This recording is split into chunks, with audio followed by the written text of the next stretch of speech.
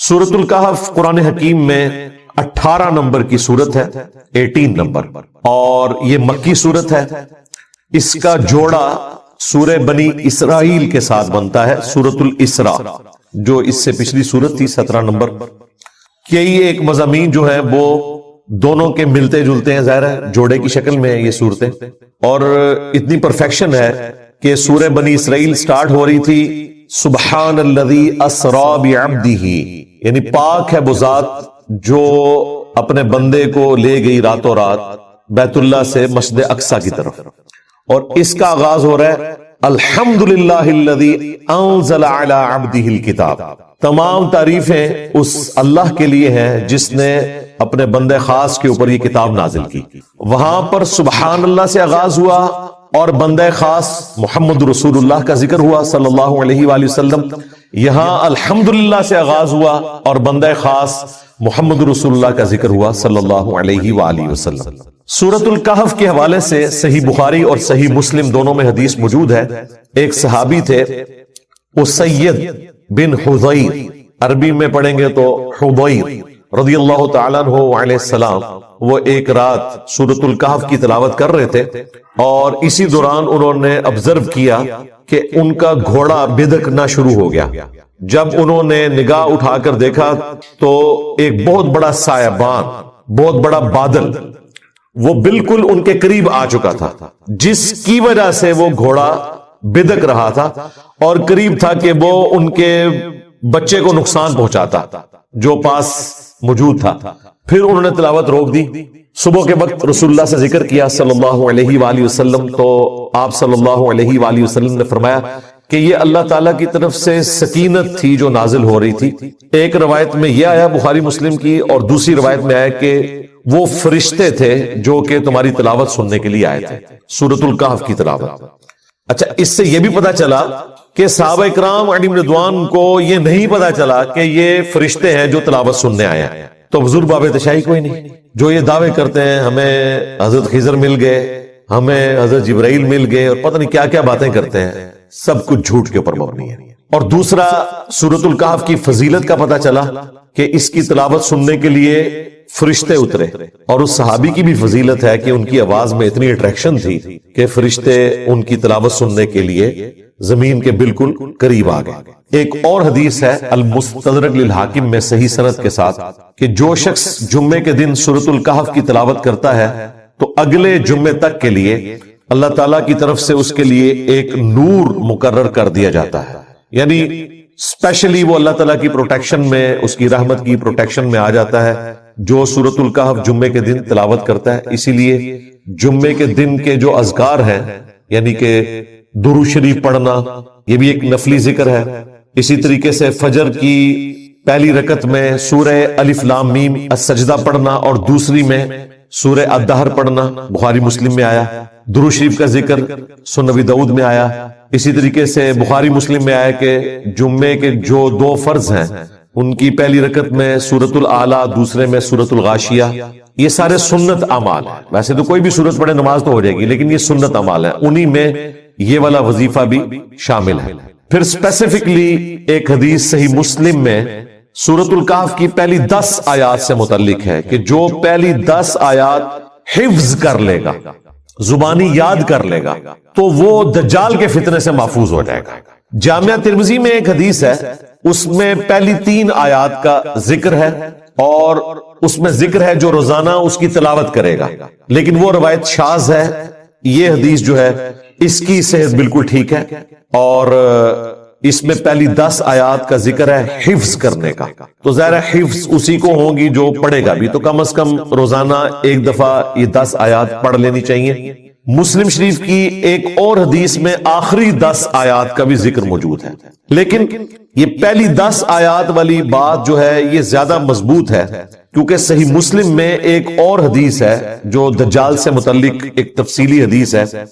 उसमें अल्लाह के महबूब सल्लल्लाहु अलैहि वसल्लम ने फरमाया कि जो कोई भी दज्जाल को पाए अपने जमाने में और खुदा न खास्ता उसका आमना सामना हो जाए, तो वो सूरह अल-कहफ की पहली 10 आयात की तिलावत शुरू कर दे तो अल्लाह ताला उसे उस फितने से बचा लेगा। क़िराअत के अल्फाज हैं, اس کی قرات کرنی ہے. لہذا بعض لوگوں کی جانب سے سورۃ الکہف کو اس حوالے سے پیش کرنا کہ جی اس کے مضامین کی گہرائی جب تک آپ کو پتہ نہیں چلے گی آپ دجال کے فتنے سے محفوظ نہیں ہوں گے، اور وہ گہرائی بھی پھر جب بیان کرنی شروع کرتے ہیں اتنے گہرے چلے جاتے ہیں کہ اتنا گہرا مواد نہ قرآن میں موجود ہوتا ہے، نہ سنت میں موجود ہوتا ہے، نہ اس کو سپورٹیو کوئی چیز موجود ہوتی ہے. ایسے ایسے عجیب و غریب رزلٹ اس میں سے نکالنا شروع کر دیتے ہیں. بس وہ مسلم شریف کی حدیث انہوں نے لے لی کہ جی پہلی 10 آیات فتنے سے بچنے کے لیے ہیں، اس کے بعد انہوں نے پھر وہ چابی ایسی استعمال کی کہ جو دل کیا انہوں نے تالا کھولنا شروع کر دیا، اگرچہ وہ قرآن و سنت میں موجود ہے یا نہیں ہے. بھئی سمپل سی بات ہے کہ مسلم شریف ہی کی دوسری حدیث میں آیا کہ جو دجال کو اپنے سامنے پائے تو ان 10 آیات کی تلاوت کرے، اللہ تعالیٰ فتنے سے بچا لے گا. یہ وظیفے کے طور پر ہے. جس طرح آخری 3 سورتوں کی تلاوت آپ کو جنات سے بچا لیتی ہے، آیت الکرسی کی تلاوت آپ کو جنات کے فتنے سے محفوظ کرتی ہے، سورۃ البقرہ کی آخری 2 آیات کی تلاوت آپ کو جنات کے فتنوں سے محفوظ کرتی ہیں. یہ ساری حدیثیں بخاری، مسلم، ابو داؤد، ترمذی میں موجود ہیں. صبح شام کے اذکار میں بھی میں نے ڈالی نہیں ہے. اسی طریقے سے یہ بھی ایک وظیفہ ہے تلاوت کرنے کے پوائنٹ آف ویو سے. اس کا مطلب کسی کو پتا ہے یا نہیں پتا، اور اس کے ساتھ جڑی ہوئی باقی چیزیں اس کو پتا ہے یا نہیں پتا، جو بھی اس کی تلاوت کرے گا اللہ تعالیٰ اسے دجال کے فتنے سے بچا لے گا انشاءاللہ تعالی. باقی دجال کے حوالے سے میں نے تفصیلاً مختلف مواقع کے اوپر گفتگو کی ہوئی ہے. جب سے یہ کنفلکٹ حماس کا اور اسرائیل کا شروع ہوا، دجال کا فتنہ لکھیں، امام محمد مہدی علیہ السلام لکھیں، حیات مسیح اور نزول مسیح لکھیں، تو میری کئی ایک ویڈیوز کھل جائیں گی. ان میں میں نے فتنہ دجال کو تفصیل سے ذکر کیا ہے. اس سے متعلقہ جتنی احادیث ہیں بخاری مسلم میں، اور عیسیٰ ابن مریم کے ذریعے اس فتنے کا خاتمہ قرب قیامت میں، وہ ساری کی ساری احادیث کور کی. بلکہ سورہ بنی اسرائیل کے سٹارٹ میں نے جب بنی اسرائیل کو ڈسکس کیا تھا اور ان کے 2 عروج اور 2 زوال کا ذکر کیا تھا، اور اسی کانٹیکسٹ میں جو آخری خلافت علی منہاج النبوہ آنی ہے امام محمد مہدی علیہ السلام کے ذریعے، اسے ڈسکس کرتے ہوئے میں نے کافی ساری چیزیں اس میں بیان کر دی تھی. آج اس کی تفصیل میں جانے کی ضرورت نہیں ہے. ان شارٹ یہ ہے کہ دجال ایک پرسنالٹی کا نام ہے جو کانا ہوگا. صحیح مسلم میں آیا کہ تمہارا رب کانا نہیں ہے لیکن دجال کانا ہوگا، اور تم اپنے رب سے ملاقات نہیں کر سکتے جب تک کہ تم مر نہ جاؤ. یعنی مرنے سے پہلے کوئی اپنے رب کو نہیں دیکھ سکتا، اس کے لیے مرنا شرط ہے. لہذا جو بھی انسانی شکل میں آئے اور وہ دعویٰ کرے رب ہونے کا تو وہ دجال ہے، اور اس کی نشانی یہ ہے کہ وہ کانا ہے. یہ عیب ہے یعنی وہ آنکھیں تو اس کی 2 ہیں لیکن ایک آنکھ جو ہے وہ ایک ابھرا ہوا ڈھیلا ہوگا، اس میں سے وہ دیکھ نہیں سکے گا، بدصورت ہوگا. بخاری مسلم میں آیا کہ دجال کی نشانی یہ ہے کہ اس کے ماتھے پر کافر لکھا ہوگا، لیکن ایبریویشن کے اندر کاف فا را، کافر ڈائریکٹ نہیں لکھا ہوگا، حروف کی فارم میں لکھا ہوگا. یہ بھی ایک امتحان ہے تاکہ جو بزرگ بابوں کے ماننے والے ہیں وہ کاف سے کشف پڑھ لیں، فا سے فیض پڑھ لیں، اور را سے روحانیت پڑھ لیں. اور جو قرآن و سنت کے ماننے والے ہیں وہ احادیث کی بنیاد پہ سمجھ لیں کہ یہ جو اتنے بڑے بڑے کرتب کر رہا ہے تو یہ کوئی غوث وقت نہیں ہے، یہ دجال ہے. وہ لوگوں کو پریشان کر دے گا، بڑے بڑے لوگوں کا ایمان متزلزل کر دے گا. اس کے حکم سے صحیح مسلم میں آتا ہے کہ آسمان سے بارش نازل ہوگی، زمین سبزہ اگائے گی. بھائی غریب آدمی کو کیا چاہیے، اس کی زمین سبزہ اگا دے، وہ خدا مان لیں گے. یعنی جو بابوں کی سٹوریوں سے متاثر لوگ ہیں، کرامت کو ہم بھی مانتے ہیں، معجزے کو ہم بھی مانتے ہیں، لیکن جو ثابت ہو، زبانی کلامی نہیں، وہ متاثر ہو جائیں گے. اور بخاری مسلم میں آیا کہ ایک مومن کھڑا ہوگا اور وہ کہے گا تو دجال ہے. وہ کہے گا میں اتنے کام کر رہا ہوں، میں سبزہ اگا رہا ہوں، میں بارش برسا رہا ہوں، مجھے رب کیوں نہیں مان لیتے؟ وہ کہے گا کہ مجھے میرے نبی کی حدیث پہنچی ہے کہ تو دجال ہے. یہ مخلوق کہاں پائی جاتی ہے جو یہ کہتی ہے کہ نبی کی حدیث یہ ہے تو جو مرضی کر کے دکھا دے؟ وہ لوگ جو کتاب و سنت کے ماننے والے ہیں. وہ کہے گا کہ میں تیرے 2 ٹکڑے کروں گا اور قتل کر کے دوبارہ زندہ کروں گا. وہ قتل کر دے گا، بخاری مسلم کے الفاظ ہیں، اس کی لاش کے 2 ٹکڑے کر کے اس کے درمیان چلے گا، پھر وہ جوڑ کے زندہ کر لے گا اور کہے گا اب تو مان لے میں نے مردوں کو زندہ کر دیا، میں بھی عبد القادر جیلانی کا بڑا بھائی ہوں آج کے دور میں. وہ بھی کہانی یہ سچی بات ہے لیکن یہ آزمائش ہو. مسیح الدجال کیوں کہا گیا؟ دجل کہتے ہیں عربی زبان میں دھوکہ دینے کو، بہروپیہ. دجال بہروپیہ جو اصل میں نہیں ہے، اصل مسیح نہیں ہے، جعلی مسیح. مسیح الدجال. اور اصل مسیح کون ہے؟ یسوع مسیح، عیسیٰ ابن مریم. وہ سچے مسیح ہیں، یہ جھوٹا مسیح ہوگا. سچے مسیح نے بھی مردے زندہ کیے، قرآن میں آیا. جھوٹا مسیح بھی مردہ زندہ کرے گا، بخاری مسلم میں آیا. لیکن اس کی خبر دے دی گئی کہ یہ نشانیاں، اس کے بعد کوئی اندھا بھی ہو وہ بھی پہچان لے گا کہ یہ وہی دجال ہے. لیکن کئی لوگ اس کے ساتھ اٹیچ ہو جائیں گے. اب وہ مؤمن جب دوبارہ سے زندہ ہوگا اور دجال اسے کہے گا کہ اب تو مان لے، وہ کہے گا کہ تیرے اس عمل نے میرے ایمان میں اضافہ ہی کیا ہے، کیونکہ نبی علیہ السلام نے فرمایا تھا کہ وہ ایک مومن کو قتل کر کے دوبارہ زندہ کرے گا اور دوبارہ اس کے قتل پر قادر نہیں ہوگا. اب تو مجھے دوبارہ نہیں قتل کر سکتا. اور واقعی وہ اس کے قتل پہ قادر نہیں ہوگا. پھر وہ اسے اٹھا کر اپنی دوزخ میں پھینک دے گا. اور نبی علیہ السلام نے کہا کہ وہ اصل میں جنت ہوگی، وہ بندہ سیدھا جنت میں لینڈ کرے گا. اور جو اس کے ساتھ جنت ہوگی وہ اصل میں جہنم ہوگی. پھر نبی علیہ السلام نے کہا کہ یہ اس زمانے کا سب سے بہترین شہید ہوگا، سید الشہداء. کلمہ حق بلند کیا نا. المستدرک للحاکم میں حدیث ہے سید الشہداء حمزہ ابن عبد المطلب ہے، یا پھر وہ شخص بھی سید الشہداء ہے جو جابر حکمران کے سامنے کلمہ حق بلند کرے یہاں تک کہ اسے قتل کر دیا جائے. اسی حدیث کی وجہ سے ہم امام حسین علیہ السلام کو بھی سید الشہداء کہتے ہیں. انہوں نے بھی جابر حکمران کے سامنے کلمہ حق بلند کیا تھا. تو یہ دجال سے متعلق احادیث ہیں. پھر مسلم شریف میں بڑی تفصیلی حدیث ہے کہ مقام لد کے اوپر عیسیٰ ابن مریم اسے قتل کریں گے نیزہ مار کر. وہ عیسیٰ ابن مریم کی وجہ سے بھاگے گا، کیونکہ عیسیٰ ابن مریم کی سانس کی وجہ سے اس کا جسم نمک کی طرح پگھلے گا. نمک کے اوپر ذرا سا بھی پانی ڈلے نا تو وہ پگھلنا شروع کر دیتا ہے، جس طرح گرمائش میں برف پگھلتی ہے. اب یہ سب کچھ روحانی طور پر ہو رہا ہے معاملہ، یہ ذہن میں رکھیے گا. کیونکہ دجال اتنا بڑا فتنہ ہے کہ اسے دنیا کی کوئی تلوار کوئی بم قتل نہیں کر سکتا. عیسیٰ ابن مریم اسے قتل کریں گے اللہ تعالیٰ کی غیر معمولی طاقت کی وجہ سے. عیسیٰ ابن مریم اتریں گے اس لیے کہ امام محمد مہدی علیہ السلام کے قابو دجال نہیں آ رہا ہوگا، اور اسے مقام لد پر قتل کریں گے. اب لد ایک گاؤں تھا، آج بھی موجود ہے اسرائیل کے اندر، لیکن لوگوں کو نہیں پتا تھا پچھلے 1400 سال سے کہ اس گاؤں کا ذکر کیوں مسلم شریف میں آیا. بہرحال آلموسٹ 1960 میں جب اسرائیل نے اپنا تیسرا بڑا انٹرنیشنل ایئرپورٹ لد میں بنایا، اس گاؤں میں جا کے اتنا بڑا ایئرپورٹ، پھر لوگوں کو سمجھ آ گئی کہ یہ دجال کی تیاری شروع ہے. شاید اسرائیل کو خود بھی نہ پتا ہو، وہ تو ایک مسیح کے انتظار میں ہے کہ جو آ کے جا چکے عیسیٰ ابن مریم. اب وہ دجال کو مسیح مان لیں گے. این ممکن ہے کہ وہ اپنے کسی طیارے کے اوپر وہاں سے فرار ہو رہا اور عیسیٰ ابن مریم اسے جا کے قتل کر دیں، اسی ایئرپورٹ پہ وہ پکڑا جائے.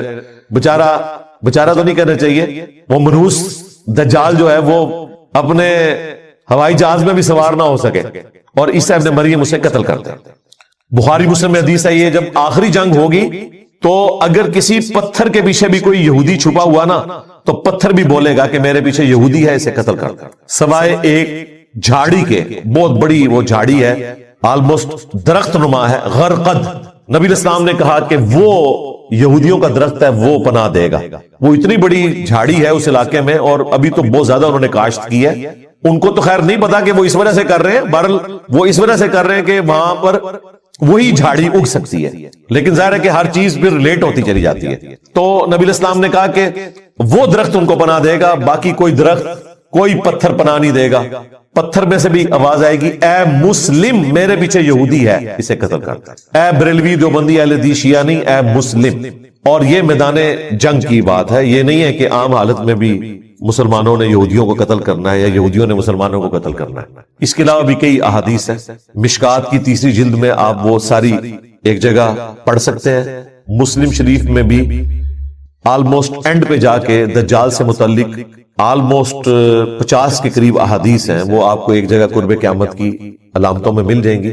تو اس سے متعلق آپ کو ساری چیزیں پتہ چل جائیں گی. ان شارٹ یہ ہے، اس کے لیے کوئی مشکل ویڈیوز، مشکل لیکچرز سننے کی ضرورت نہیں ہے. بس سورۃ الکاف کی پہلی 10 آیات یاد کریں، روزانہ تلاوت کریں، ان کا ترجمہ بھی پڑھیں، وہ سمجھیں، وہ ایک بہترین چیز ہے. لیکن اس فتنے سے بچنے کے لیے آپ نے یہ 10 آیات تلاوت کر دی.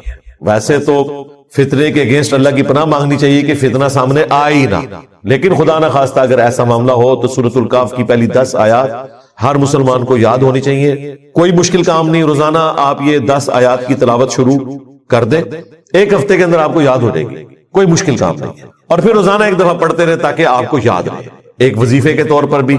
اور پھر قرآن کے ہر حرف کے اوپر ایک نیکی بھی ہے. جامعہ ترمذی میں حدیث ہے کہ میں نہیں کہتا کہ الف لام میم یہ ایک حرف ہے، بلکہ یہ 3 حرف ہے. الف الگ سے ہے، لام الگ سے اور میم الگ سے. تینوں پہ 10-10 نیکیاں ہیں، 30 نیکیاں. اور الف لام میم یہ تو وہ حروف ہیں جن کا معنی بھی نہیں بتایا گیا، تب بھی اس کے اوپر نیکی ہے. تو اس کو تلاوت کرنا یہ ایک الگ سے ثواب کا کام ہے. اور دجال سے بچنے کے لیے پہلی 10 آیات کا حفظ ہونا یہ ہر مسلمان کے لیے ضروری ہے، وہ ضرور حفظ کرے. سورۃ الکہف کا جو مرکزی ٹاپک ہے وہ دنیا پرستی کی مذمت ہے، اسی لیے اسے دجال کے ساتھ لوگ ریلیٹ کرتے ہیں. ایک تو مسلم شریف کی حدیث کی وجہ سے کہ پہلی 10 آیات دجال سے بچنے کے لیے. دوسری ریزن یہ ہے کہ سورۃ الکہف کا مرکزی ٹاپک یہ ہے کہ دنیا کی زندگی عارضی ہے. دنیا کی زندگی کی جو آرائش ہے یہ آپ کو دھوکے میں مبتلا کرے گی، لیکن اس کی وجہ سے آپ نے دھوکے میں نہیں آنا، آخرت اورینٹڈ رہنا ہے. یہ ایک دجل ہے، ایک فریب ہے، اسی لیے دجال کے ساتھ ریلیٹڈ ہے. سورۃ الکہف کا مرکزی ٹاپک دنیا کے فتنے کی مذمت ہے، لیکن افسوس بہت کم مسلمان ہیں جو سورۃ الکہف کے اس ٹاپک کو جانتے ہیں. دجال کی بات تو کرتے ہیں لیکن یہ دجالی فتنے کی بات ہو رہی ہے. دجال ایک پرسنالٹی بھی ہے لیکن ایک سسٹم بھی ہے جو اس پرسنالٹی کو ویلکم کہے گا، اور وہ سسٹم ایسا ہے جس نے انسانیت کے لیے بہت کچھ کیا. اس وقت ہمارے اس ہال کے اندر کوئی ایک چیز بھی ایسی نہیں ہے جو کسی بزرگ کی، کسی مولوی کی بنائی ہوئی ہو. یہ ساری اسی سسٹم کی آؤٹ پٹ ہے جس کا پازیٹیو یوز بالکل درست ہے. آنکھیں اللہ کی نعمت ہے، پازیٹیو یوز بہت اچھا ہے. نیگیٹو کریں گے بہت برا ہے. ہاتھ اللہ کی نعمت ہے، پازیٹیو یوز کریں بہت اچھی بات ہے، اس سے نیگیٹو یوز کریں تو جہنم میں جانے کا سبب ہے. زبان کتنی بڑی اللہ کی نعمت ہے. پوری دنیا میں انبیاء جو انقلاب لے کر آئے اسی زبان کی برکت سے لے کے آئے، لیکن اس کا نیگیٹو یوز کرے اس سے بڑا فتنہ کوئی نہیں ہے. اسی طریقے سے سائنس جس نے انسانیت کے لیے اس جسم کی آسائش فراہم کی ہے بہت بڑی نعمت ہے. اگر انبیاء کرام علیہ السلام نے روح کی آسائش کے لیے انسانیت کو تعلیمات دی ہیں تو جسم کی آسائش سائنٹسٹ نے ہمیں دی ہے. اس ہال میں آپ کو یہ ایک چیز بتائیں، ویڈیو کیمرہ ہو، یہ کالر مائک ہو، ہمارے کپڑے ہو، ہماری گھڑی ہو، یہ لائٹنگ ہو، یہ قالین ہو، ایئر کنڈیشن ہو، کوئی ایک چیز بتائیں. ایون یہ جو قرآن پرنٹ ہوئے ہوئے بخاری مسلم سب سائنس کی برکات ہے. تو سائنس اللہ تعالیٰ کی طرف سے بہت بڑی نعمت ہے، اس کا پازیٹیو یوز. اب سائنس نے تو اپنے کرشمے لوگوں کو دکھا دیے ہیں، اور انبیاء نے جو اپنے ماننے والوں سے وعدے کیے ہیں وہ آخرت میں پورے ہونے ہیں. ان الذین یخشون ربہم بالغیب لہم مغفرۃ و اجر کبیر. بے شک جو بغیر دیکھے اپنے رب سے ڈرتے ہیں ان کے لیے مغفرت اور بڑا اجر ہے. سائنس نے سب کچھ یہیں کر کے دکھا دیا آپ کو. سائنس اگر آپ کو یہ کہتی ہے نا یہاں بیٹھے ہوئے 10,000 کلومیٹر دور جو بندہ بیٹھا ہے میں آپ کے سامنے اسے لے آؤں گا تو سائنس کر کے دکھا دیتی ہے ویڈیو کانفرنسنگ کے ذریعے. وہ سفر جو سب کانٹیننٹ انڈیا پاکستان سے 4 مہینے میں طے ہوتا تھا، حج کا سفر پیدل سفر کرتے ہوئے، سائنس نے اس کو 4 گھنٹے پر لا کر دکھا دیا، اور اتنا آرام دہ کہ آپ کو تھکاوٹ بھی نہیں ہوگی اور نہ سفر میں لٹنے کا اندیشہ. یہ آسائش ہمارے سامنے. پھر وہاں بھی آپ مکہ مدینے میں چلے جائیں تو ہر آسائش آپ کو سائنس نے دی ہوئی ہے. ابھی وہ حاجی زندہ ہیں جن لوگوں نے نئے جوڑے الگ سے رکھے ہوتے تھے طواف کعبہ کرنے کے لیے، پاؤں جل جاتے تھے. سائنس کی برکت سے آپ نے اٹلی کا وہ ماربل نکال لیا وائٹ کلر کا، وہاں پہ ڈالا. سخت گرمیوں میں بھی وہ ماربل ٹھنڈا ہوتا ہے، آپ کو جوتی پہننے کی ضرورت ہی نہیں طواف کعبہ کرنے کے لیے. غلاف کعبہ سائنس کی برکت سے بن رہا ہے. وہاں پہ جتنی صفائی ہو رہی ہے، پانی کا نظام، ایون زمزم جو نکالا جا رہا ہے اس بڑے پیمانے کے اوپر، وہ موٹریں، وہ سارے کا سارا نظام سائنس نے دیا. پھر انٹرنیٹ کا کرشمہ، پرنٹنگ پریس کا کرشمہ، یہ اتنی چیزیں ہیں کہ اگر آپ شمار کرنا شروع کریں تو کسی حد تک یہ چیز جسٹیفائی لگتی ہے کہ سائنس نے لوگوں کا جو یہ دماغ خراب کر دیا کہ اس دنیا کی زندگی کو انہوں نے سب کچھ سمجھ لیا، وہ جسٹیفائی ہے کافی حد تک۔ اگر آخرت اورینٹڈ کوئی نہ ہوا تو یہ ساری چیزیں اس کو گمراہ کر لینے کے لیے کافی ہیں۔ یہی دجالی سسٹم ہے کہ مادے کی آنکھ کھلی ہوئی ہے اور روحانیت کی آنکھ بند ہے۔ دجال کی بھی ایک آنکھ ہے، سمبولک بھی ہے یہ بات، فزیکلی ایک پرسنالٹی بھی ہے اور ایک سسٹم بھی ہے۔ ہم سائنس کے مخالف نہیں ہیں، ہم نہیں کہتے کہ جی وہ دجال کی بائیں آنکھ جو ہے وہ یوں ہے تو دائیں والی یوں ہو جائے گی، دائیں ہے تو بائیں ہو جائے۔ ہم کہتے ہیں دونوں آنکھیں چاہیے، ہمیں ریویلڈ نالج بھی چاہیے، وحی کا علم بھی، اور ایکوائرڈ نالج بھی، سائنس کا علم بھی۔ ان دونوں کو ملا کر انسانیت کی بہتری ہوگی۔ روح کی غذا انبیاء پرووائڈ کرتے ہیں اور جسم کی غذا آسائش ہمیں سائنس پرووائڈ کر رہی ہے۔ اگر وہ جرمن سائنٹسٹ امونیا نہ ایکسٹریکٹ کرتا اور ہمیں کھاد نہ ملتی تو آج دنیا بھوک سے ہی مر جاتی۔ 8 سے 100 سال پہلے دنیا کی آبادی آلموسٹ 1 ارب تھی، آج 8 ارب ہو چکی ہے۔ اگر زمین وہی کچھ پیدا کر رہی ہوتی تو یہ 7 ارب لوگ تو بھوکے مر جاتے۔ آج مشینیں نہ ہوتی تو انسان ننگے پاؤں پھرتے، کتنے موچی آپ لے کر آتے جو آپ کی جوتیاں بناتے۔ تو یہ سائنس نے سب کچھ کر کے دکھایا آپ کو، اس لیے پھر لوگ اسی کے اندر گم ہو جاتے ہیں اور اسی کو سب کچھ سمجھ لیتے ہیں۔ یہ دنیا کا فتنہ ہے جس میں آپ مبتلا ہو رہے ہیں۔ دنیا ہماری ضرورت ہے لیکن اپنے اوپر سوار نہیں کرنی۔ اس کو آپ مثال سے سمجھیں، کشتی نے پانی پہ ہی چلنا ہے، پانی اس کی ضرورت ہے لیکن پانی کشتی کے اندر نہیں آنا چاہیے۔ سائنس ہماری ضرورت ہے، دنیا کی آسائشیں ہماری ضرورت ہیں، لیکن اس کو ہم اپنے اوپر اتنا سوار نہ کریں کہ ہماری کشتی ڈوب جائے اور آخرت بھی برباد ہو جائے۔ تو اس کو بیلنس کر کے چلیں۔ جو مولوی بالکل دنیا کی مذمت کے اوپر بات کرتے ہیں، ان کے رہن سہن میں کوئی بھی دنیا کی ایسی آسائش نہیں ہے جو انہوں نے خود چھوڑی ہوئی ہو، تو وہ تقریر کرتے ہوئے تو اچھے نہیں لگتے نا۔ میں اگر یہ باتیں کر رہا ہوں تو میں اچھا لگتا ہوں کہ میں نے سبسسٹنس لیول کے اوپر چیزیں حاصل کی ہیں دنیا سے، لیکن اپنی آسائش کو اس لیول پہ نہیں لے کے گیا کہ اپنی آخرت ہی برباد کر لوں۔ تو آپ کو یہ باتیں سننے کو ملیں گی، دجالی نظام، دجالی نظام، اور 24 گھنٹے اس کا نفع حاصل کر رہے ہیں، واٹس ایپ کی شکل میں، سمارٹ فون کی شکل میں، ایئر فلائٹس کی شکل میں، ٹورز کی شکل میں، بڑی بڑی گاڑیوں کی شکل میں۔ کون سا فائدہ جو ان لوگوں نے حاصل نہیں کیا؟ تو یہ مکمل طور پر سائنس کی برکات کو آپ کنڈیم نہیں کریں گے، یہ اللہ تعالیٰ کی طرف سے نعمتیں جو اللہ تعالیٰ نے عطا کی ہیں انسانیت کو۔ کل یوم ہوا فی شان، ہر آنے والا دن اللہ تعالیٰ کی نئی شان لوگوں کے سامنے لے کر آ رہا ہے۔ آج سولر انرجی نے دنیا کی کایا کلپ کرتی ہے۔ دنیا پریشان تھی کہ 2050 تک پیٹرول ختم ہو جائے گا زمین سے، پھر ہم کیا کریں گے؟ آج کہہ رہے ہیں نہیں جی 2050 نہیں، 2030 میں ہی ختم کر دیں، سولر انرجی زیادہ بہتر ہے۔ پیٹرول کے یوز سے تو ہوا جو ہے وہ خراب ہو رہی ہے، آب و ہوا ساری برباد ہو گئی ہے، اسموگ آ گئی ہے، سب کچھ۔ اب اللہ تعالیٰ نے آپ کو وہ انرجی دی ہے جو ختم ہی نہیں ہونی، سورج کی انرجی، رینیویبل انرجی سے کہا جاتا ہے، یہ ختم نہیں ہونے والی۔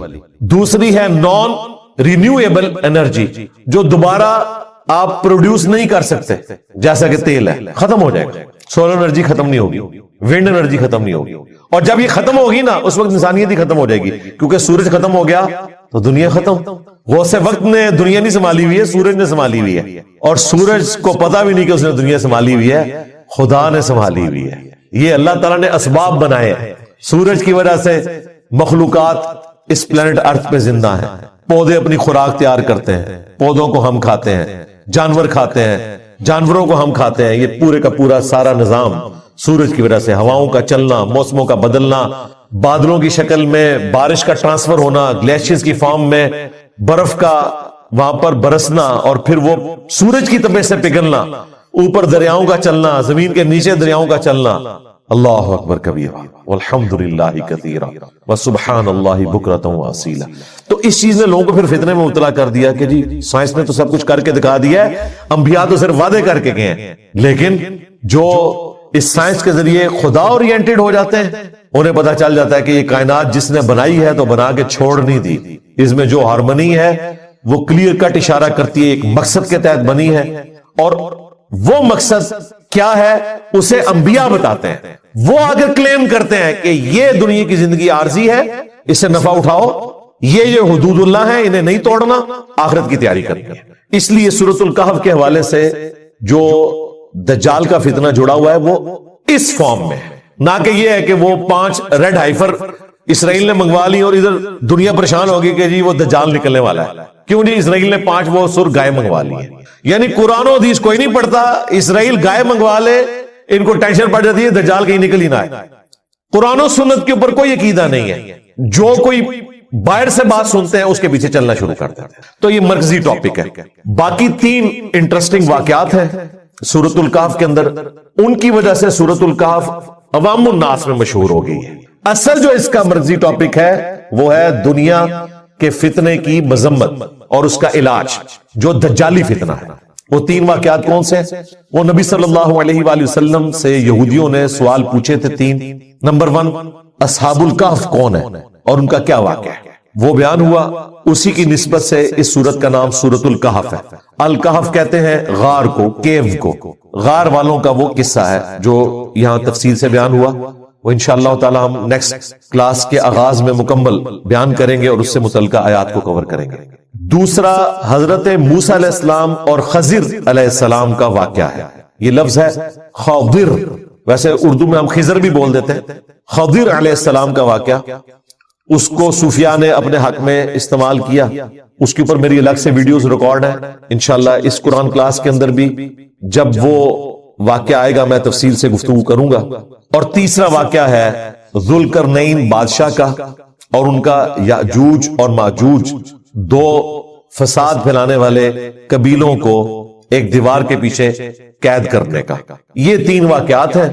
یہ زیادہ مشہور ہیں, لیکن اصل چیز جو تھی وہ دجالی فتنہ, جس میں مبتلا ہو کر آپ آخرت سے روگردانی کر لیں گے, وہ اس کا مرکزی ٹاپک ہے. وہ آپ کو سٹارٹ میں ہی اندازہ ہو جائے گا, بیچ میں مثالیں بھی آئیں گی اور کنکلوژن بھی اسی کے اوپر جا کر ہوگی انشاءاللہ تعالی.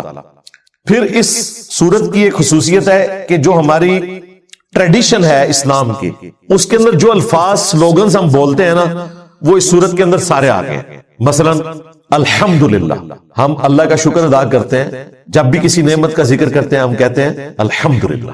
تو اس سورت کا آغاز الحمدللہ سے ہو رہا ہے. پھر مستقبل میں کوئی کام کرنا ہوتا ہے تو ہم کہتے ہیں انشاءاللہ, تو یہ ورڈ بھی اس سورت میں آئے گا انشاءاللہ. پھر کسی نعمت کو دیکھ کر خوش ہوتے ہیں اور خدشہ ہوتا ہے کہ نظر نہ لگ جائے تو ہم کہتے ہیں ماشاءاللہ, جو اللہ نے چاہا, وہ بھی سورت میں آ جائے گا. پھر شیطان کے فتنے سے بچنے کے لیے لا حول ولا قوت الا باللہ, نہیں ہے طاقت نیکیاں کرنے کی اور نہ ہمت ہے گناہوں سے بچنے کی مگر اس کی توفیق سے, تو وہ بھی مختصر شکل میں اس میں آئے گا لا قوت الا باللہ. اس کے علاوہ قرآن حکیم کا سینٹر بھی اسی صورت میں آگے ہو جاتا ہے. وَلْيَتَلَطَّفْ, یہ قرآن کا وہ ورڈ ہے جو حروف کے اعتبار سے سینٹر ہے قرآن کا, بالکل ایگزیکٹ سینٹر میں ہے یہ ورڈ. حروف کے اعتبار سے آدھا قرآن اس کے شروع میں ہے اور آدھا اس کے بعد ہے, اور سینٹر جو ورڈ ہے وَلْيَتَلَطَّفْ, اور یہ بھی بالکل سینٹر میں ہو جاتا ہے. یہ لفظ جو ہے اس کا بھی اپنا سینٹر ہے, یہ قرآن حکیم کا سینٹر ہے. اسی لیے آپ کو یہ ورڈ قرآن حکیم کے اندر تھوڑا بڑی شکل میں لکھا ہوا نظر آئے گا کہ یہ سینٹر ہے قرآن حکیم کا. پھر اس میں قصہ آدم اور ابلیس کے اندر جو ایک یونیورسل ٹروتھ تھا وہ صرف قرآن میں یہیں پر آیا ہے. باقی اس کے علاوہ بھی 6 جگہ پہ قصہ آدم اور ابلیس آیا ہے, سورۃ البقرہ میں, سورۃ الاعراف میں, سورۃ الحجر میں, سورہ صاد کے اندر, سورہ بنی اسرائیل کے اندر. لیکن یہاں پر اللہ تعالیٰ نے وہ ٹروتھ ریویل کیا کہ شیطان فرشتہ نہیں تھا بلکہ جن تھا. کان من الجن ففسق عن امر ربی, وہ جنوں میں سے تھا اس لیے اپنے رب کی نافرمانی کی. باقی 7 جگہ آپ پڑھ لیں آپ کو یوں ہی لگے گا گویا کہ وہ فرشتہ تھا اور ایسا فرشتہ جس نے نافرمانی کی. یہ ایک واحد مقام ہے قرآن حکیم میں کہ اگر یہ نہ ہوتا تو قرآن حکیم کی یہ ایمبیگوٹی آپ دوری نہیں کر سکتے تھے. لہذا قرآن کا ایک صفحہ بھی نکال دیا جائے تو یہ کتاب پرفیکٹ نہیں رہے گی, اس میں بھی کوئی ایسی بات موجود ہوگی جو ہماری ہدایت کے لیے ضروری ہے. پھر اس کے اینڈ پہ جا کے وہ شورى فاق آیت آئے گی کہ اگر زمین کے سارے سمندر سیاہی بن جائیں اور اللہ تعالیٰ کے کلمات لکھنا شروع کریں تو یہ سمندر ختم ہو جائیں گے, اس کے کلمات ختم نہیں ہوں گے. سبحان اللہ وبحمدہ عدد خلقہ ورضا نفسہ وزنۃ عرشہ ومداد کلماتہ. بلکہ سورہ لقمان میں تو آیا کہ زمین کے سارے درخت اگر ان کی کلمے بنا لی جائیں اور یہ سارے سمندر سیاہی بن جائیں اور 7 سمندر اور بھی اس میں شامل کر لیں، تب بھی تیرے رب کے کلمات ختم ہونے والے نہیں۔ اور پھر اس کی آخری جو 2 آیات ہیں وہ 2 قل ہیں، جو میں نے کہا تھا سورہ بنی اسرائیل کی آخری 2 آیات بھی قل کے ساتھ ہیں، اس کی بھی قل کے ساتھ ہے۔ اور جو آخری آیت ہے 110 نمبر، وہ مشہور زمانہ آیت ہے، قل انما انا بشر مثلکم، اے نبی تم فرما دو کہ انسان ہونے میں ایز اے اسپیشی میں بھی تمہاری طرح کا ایک انسان ہوں۔ مرتبے کی بات نہیں ہو رہی، اسپیشی مرتبے میں تو کوئی فرشتہ بھی رسول اللہ کے مرتبے کو نہیں پہنچ سکتا صلی اللہ علیہ وآلہ وسلم، لیکن آپ کی نوع جو ہے، آپ کی جنس جو ہے وہ انسان تھی، تو اس کے اوپر یہ صورت مکمل ہو جاتی ہے۔ میں نے آلموسٹ کوئی 40 منٹ تو آپ کے لے لیے ہیں اسی کے اوپر، جس میں سورۃ الکہف کا ایک تعارف بلو پرنٹ کی شکل میں آپ کے سامنے رکھ دیا۔ اب انشاءاللہ تعالی جب جب ہم اسے کور کریں گے تو ساتھ ساتھ آپ کو یہ ساری چیزیں سمجھ آنا شروع ہو جائیں گی۔ آج ہم انشاءاللہ تعالی شروع کی چند آیات کور کریں گے اور اصحاب الکہف کی جو دعا ہے اسی کے اوپر کنکلوڈ کریں گے۔ اس دعا کو بھی یاد کریں، اور میں نے اپنی کئی ویڈیوز میں بتایا کہ ہماری دعوت حق کی کامیابی کا راز جہاں پر سچائی کا بیان ہے وہاں پر اللہ تعالیٰ کے حضور بار بار یہ دعا مانگنا ہے، ربنا آتینا من لدنک رحمہ وہیئ لنا من امرنا رشدا، اے اللہ، اے ہمارے رب، ہمیں اپنے پاس سے رحمت عطا فرما اور ہمارے ہر کام میں کامیابی کا راستہ تو نکال دے، تو ہمارا مرشد بن جا۔ یہ اصحاب الکہف نے دعا کی تو اللہ نے ان کے ساتھ وہ کیا جو کسی نبی کے ساتھ بھی نہیں ہوا۔ حضرت عزیر علیہ السلام 100 سال تک سوئے رہے تھے، اصحاب الکہف 309 سال تک قمری اعتبار سے، اور ہمارے جو شمسی سولر ایئرز ہیں ان کے اعتبار سے 300 سال تک سوئے رہے، اور وہ کوئی نبی بھی نہیں تھے، صحابی بھی نہیں تھے، تابعین بھی نہیں تھے، تبع تابعین تھے حضرت عیسیٰ ابن مریم کے علیہ السلام۔ تو یہ دعا ہے، پہلی 10 آیات جب آپ سورۃ الکہف کی روزانہ پڑھیں گے تو یہ دعا بھی آپ کو خود بخود یاد ہو جائے گی، کیونکہ 10ویں آیت یہی ہے اس کی۔ تو اب ہم جلدی جلدی بقیہ کہ جو آلموسٹ کوئی 15 منٹ رہ گئے ہیں اس میں ان آیات کو کور کر لیتے ہیں۔ اعوذ باللہ من الشیطان الرجیم، بسم اللہ الرحمن الرحیم، الحمد للہ الذی انزل علی عبدہ الکتاب، تمام تعریفیں اس اللہ کے لیے ہیں جس نے اپنے بندے خاص کے اوپر یہ کتاب یعنی قرآن حکیم نازل فرمایا، وَلَمْ يَجْعَلْ لَهُ عِوَجًا، اور اس میں کوئی ٹیڑھ پن نہیں چھوڑا، یعنی یہ اتنی واضح دعوت کے ساتھ آئی ہے۔ وَبِالْحَقِّ أَنزَلْنَاهُ وَبِالْحَقِّ نَزَلَ، جو پچھلی سورت میں آیا تھا، ہم نے اسے مقصد کے ساتھ اتارا اور یہ مقصد کے ساتھ نازل ہوئی۔ ٹیڑھ پن کوئی نہیں ہے، سٹریٹ فارورڈ باتیں ہیں، اس میں شیطان داخل نہیں ہو سکتا۔ سورہ النساء میں آیا کہ قرآن اگر اللہ کے سوا کسی اور ہستی کی طرف سے ہوتا تو تم اس میں اختلاف کثیر باتیں، اسی لیے میں کہتا ہوں کہ اگر پہلے صفحے پر آیا نا ایاک نعبد و ایاک نستعین، تو میرے بھائی اب آخری صفحے تک یہی آئے گا، آخری صفحے تک یا شیخ عبد القادر جیلانی المدد نہیں آئے گا، ورنہ تو یہ اختلاف ہو جائے گا۔ قیما لینذر بأسا شدیدا، یہ ایسی عدل پر قائم رہنے والی کتاب ہے کہ جو سخت عذاب سے ڈرانے والی، عذاب کون سا؟ آخرت کا۔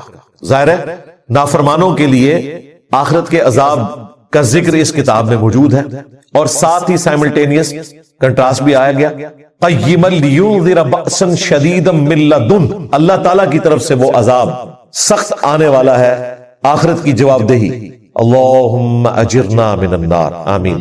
وَيُبَشِّرَ الْمُؤْمِنِينَ، اور بشارت ہے اہل ایمان کے لیے، یہ ساتھ ہی آ گیا، یعنی ڈر سنانا ہے اہل ایمان کو بھی لیکن نافرمانوں کو بالخصوص کہ اپنا قبلہ درست کر لو، اور بشارت ہے اہل ایمان کے لیے الذین یعملون الصالحات ان لہم اجرا حسنا، اور یہ اہل ایمان وہ ہیں جنہوں نے نیک اعمال کیے، ہاں دودھ پینے والے مجنو نہیں بلکہ اعمال کرنے والے لوگ، اللہ کو ماننے والے نہیں، اللہ کی ماننے والے بھی، کو ماننا بھی ضروری ہے اور کی ماننا بھی ضروری ہے۔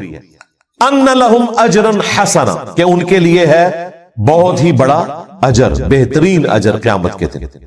پوری قرآن کی دعوت کا خلاصہ ہی ہے۔ تو اب یہ فکر آخرت کی بات ہو رہی ہے نا، یہ دجالی فتنے کے اگینسٹ دنیا کے فتنے کی آگاہی کہ آپ نے دنیا کی زندگی میں ڈوب نہیں جانا، آخرت اورینٹڈ رہنا ہے، دیکھ لیں اس کی جڑ شروع کی آیات میں ہی آ گئی ہے، اب مزید آگے آئے گی بات. ماکثین فیہ ابدا، اور وہ جنت ایسی ہے جس میں وہ ہمیشہ ہمیش رہیں گے. وَيُنذِرَ الَّذِينَ قَالُوا اتَّخَذَ اللَّهُ وَلَدًا، اور یہ کتاب ڈر سناتی ہے بالخصوص ان لوگوں کو بھی کہ جنہوں نے شرک اس لیول کا کیا کہ وہ کہتے ہیں کہ اللہ نے بیٹا جنا. نعوذ باللہ. اسپیسیفکلی ظاہر ہے یہ مشرکین عرب کے بارے میں مکی صورت ہے. وہ فرشتوں کو اللہ کی بیٹیاں کہتے تھے. کرسچنز کے اندر بھی جو غلو کرنے والے تھے وہ بیگاٹن سن کہتے تھے عیسیٰ ابن مریم کو، اگرچہ آج کے کرسچن اس سے دستبردار ہو چکے ہیں. کنگ جیمز ورژن جو اس وقت انجیل کا پوری دنیا میں چل رہا ہے اس میں سے انہوں نے بیگاٹن ورڈ جو ہے نکال دیا ہے، اور اب وہ وہی عقیدہ اپنی اس انجیل میں یا نیو ٹیسٹمنٹ میں مانے ہوئے ہیں جو ہمارا عقیدہ ہے. ہم مانتے ہیں کہ اگلی الہامی کتابوں میں انبیاء کو، ان کے ماننے والوں کو اللہ کے بیٹے کہا گیا. یہ بیٹا ولد والا نہیں ہے، یہ ویسے ہی ہے جس طرح ہم کہتے ہیں مخلوق اللہ کا کنبہ ہے. جیسے ایک باپ پرورش کرتا ہے نا اپنی اولاد کی، اس طرح اللہ اپنی مخلوق کی پرورش کرتا ہے. پھر اردو میں تو ہم یہاں تک بولتے ہیں جی اس سال 20 لاکھ فرزندان توحید نے حاج ادا کیا. توحید کے فرزند کون سے ہوتے ہیں؟ یہ وہی ہے ابناء اللہ، اللہ کے چہیتے، اللہ کے بیٹے. یہ ولد کی فارم میں نہیں ہے. بہرحال خصوصاً ان لوگوں کو جو اللہ کے لیے بیٹا تجویز کرتے ہیں، ڈر سنانے والی یہ کتاب ہے. چاہے وہ بت پرست ہو، چاہے وہ کرسچن ہو. جوز تو اب بالکل اس سے ہٹ چکے ہیں. ان کا ایک گروہ تھا کسی زمانے میں جو حضرت عزیر علیہ السلام کے لیے کوئی اس قسم کا عقیدہ رکھتا تھا. جوز تو اس وقت بالکل اسی توحید کے اوپر ہیں جو مسلمانوں والی توحید ہے، اور وہ اتنے اپ رائٹ ہیں اس معاملے میں. ان کے جو ربی ہیں ان کی ویڈیوز اپلوڈ ہیں. ان سے جب پوچھا گیا کہ مسلمان جس خدا کی عبادت کرتے ہیں یہ خدا کون سا ہے، تو وہ کہتے ہیں یہ وہی خدا ہے جس کی ہم عبادت کرتے ہیں. مسلمان بھی ایک خدا کے ماننے والے ہیں، اور وہ کرسچن سے ہم سے زیادہ نفرت کرتے ہیں اس وقت جو جوز ہیں. اور یہ جوز میں زائنسٹ نہیں کہہ رہا، زائنسٹ جو ہیں وہ مسلمانوں سے نفرت کرتے ہیں. یہ وہ والے جوز جنہوں نے لمبی لمبی داڑیاں رکھی ہوئی ہیں، زلفیں رکھی ہوئی ہیں، اور وہ انہوں نے ہیٹ وہ کالے کلر کے پہنے ہوئے ہوتے ہیں. ان کے بڑے بڑے اجتماع ہوتے ہیں، اگر آپ کو نہ بتایا جائے تو لگتا ہے وہ اہل حدیث ہی ہیں. یہ وہ والے جوز، اور وہ اتنی حقارت سے کرسچنز کو ڈیل کرتے ہیں. کہتے ہیں انہوں نے ایک انسان کو رب مان لیا. تو یہ کوئی میں یہودیوں کے فضائل نہیں سنا رہا، آپ کو بتانا چاہ رہا ہوں کہ یہ اس وقت کی گراؤنڈ ریالٹی ہے. لہٰذا قرآن سے ریلیٹ کرتے وقت یہ چیز آپ نے خیال رکھنی ہے کہ بدعات وقت کے ساتھ ساتھ چینج ہوتی ہیں. اس وقت جو یہودی ہیں ان کا معاملہ بالکل الگ ہے. ہاں کرسچنز میں جو کیتھولک ہیں وہ تو کہہ رہے ہیں کہ وہ خدا کا بیٹا ہے، اور واقعی وہ 3 in 1 کہتے ہیں. اور پروٹیسٹنٹ تو بالکل ننگی بات کرتے ہیں، وہ کہتے ہیں عیسیٰ ابن مریم ہی خدا ہے. ان اللہ هو المسیح ابن مریم، نعوذ باللہ من ذلک. تو ڈر سنانے کے لیے جو رحمان کے لیے بیٹا تجویز کرتے ہیں، ما لہم بہ من علم، ان کے پاس کوئی علم نہیں ہے، یعنی کوئی کتابی بات نہیں کر رہے، بس ان کی وشفل تھنکنگ ہے. جس طرح مسلمانوں نے بھی نور من نور اللہ کا عقیدہ نکال لیا. آپ کوئی بات کرتا ہے اسے گستاخ رسول کہتے ہیں. کرسچن بھی اسے گستاخ عیسیٰ سمجھتے ہیں، گستاخ یسوع سمجھتے ہیں. جو یہ کہتا ہے کہ وہ انسان تھے، وہ کھانا کھانے کے محتاج تھے، وہ ٹوائلٹ جاتے تھے، وہ کہتے ہیں یہ تو توہین کر رہے ہیں. وَلَا لِآبَائِهِمْ، اور نہ ہی ان کے آباء و اجداد کے پاس کوئی علم تھا. یعنی یہ بھی گمراہ، ان کے آباء و اجداد بھی گمراہ تھے. کبرت کلمۃ تخرج من افواہہم، کتنا بڑا جملہ ہے جو ان کی منہ سے نکل رہا ہے. ان یقولون الا کذبا، یہ تو نہیں بول رہے مگر صراحتاً ایک جھوٹ. یہاں تو اسی پر ہی اکتفا کیا گیا. سورہ مریم میں آگے چل کر آئے گا قریب ہے آسمان پھٹ پڑے، زمین شک ہو جائے اور پہاڑ ریزہ ریزہ ہو جائے. ان دعوا للرحمن ولدا، کہ یہ کہتے ہیں رحمان نے بیٹا چنا. اگر زمین و آسمان اور پہاڑوں کے احساسات ہوتے تو وہ پھٹ جاتے کہ اتنی بڑی گالی اللہ کو یہ دے رہے ہیں کہ رحمان نے بیٹا چنا. اب وہ مشہور زمانہ آیت آ گئی نبی علیہ السلام کو تسلی دینے کے لیے. فَلَعَلَّكَ بَاخِعٌ نَفْسَكَ عَلَىٰ آثَارِهِمْ، تو اے محبوب صلی اللہ علیہ وآلہ وسلم، کیا آپ اپنے آپ کو ہلاک کر لیں گے اس غم میں، ان کو دعوت حق دیتے ہوئے، ان کے پیچھے پڑتے ہوئے کہ یہ حق قبول کر لیں. إِن لَّمْ يُؤْمِنُوا بِهَذَا الْحَدِيثِ أَسَفًا، کہ یہ اس قرآن کے اوپر ایمان نہیں لا رہے، آپ کف افسوس ملتے ہوئے کیا اپنے آپ کو ہلاک کر لیں گے؟ نبی علیہ السلام کو تسلی دی گئی کہ آپ نے دعوت کا کام کر دیا، دل آپ کسی کا نہیں بدل سکتے جب تک وہ خود حق قبول نہیں کرتا، اور جب خود قبول کرے گا پھر اللہ تعالیٰ اسے ہدایت بھی دے دے گا۔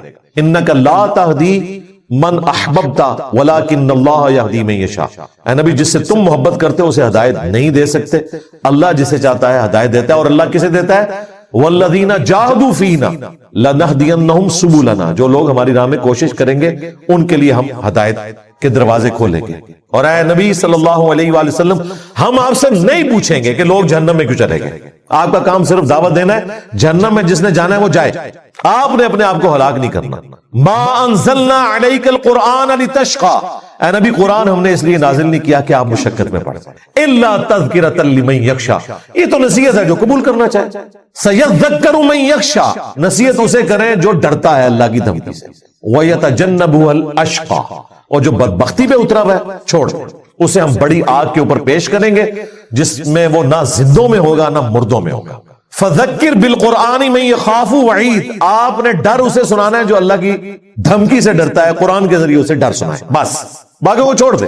انا جعلنا ما علی الارض زینۃ لها لنبلوہم ایہم احسن عملا، بے شک ہم نے زمین پہ جتنی بھی آسائش کی زینت کی چیزیں بنائی ہیں نا، تو یہ صرف اس لیے کہ تاکہ ہم آزمائیں تم میں سے کون اچھے اعمال کرتا ہے۔ یہ وہ دنیا کا فتنہ، اس زینت میں ڈوب نہیں جانا، یہ دجالی فتنہ ہے، بچ کے رہنا، ایسا نہ ہو کہ اپنی آخرت برباد کر بیٹھو۔ یہ جو تمہیں رونق نظر آ رہی ہے دنیا کی، سائنس کی برکت سے یا اللہ تعالیٰ نے جو نعمتیں پیدا کی ہیں ان کا جو جائز یوز ہے وہ تو درست، لیکن اس میں ڈوب کر آخرت سے غافل نہیں ہونا۔ یہ ہم نے ساری رونق اس لیے لگائی ہے تاکہ آزمائیں تم میں سے کون اچھے اعمال کرتا ہے۔ الذی خلق الموت والحیات لیبلوکم ایکم احسن عملا، وہاں پر آیا کہ زندگی اور موت کا یہ جو نظام پیدا کیا اس لیے تاکہ جانچے کہ کون اچھے اعمال کرتا ہے۔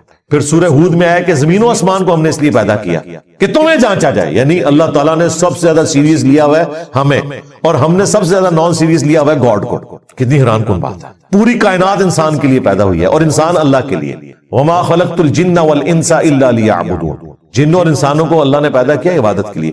یہاں پر آئے یہ جتنی رونقیں نظر آ رہی ہیں نا، یہ اس لیے تاکہ تمہیں جانچا جائے کہ ان رونقوں میں ڈوب کے ہم سے غافل تو نہیں ہو جاتے۔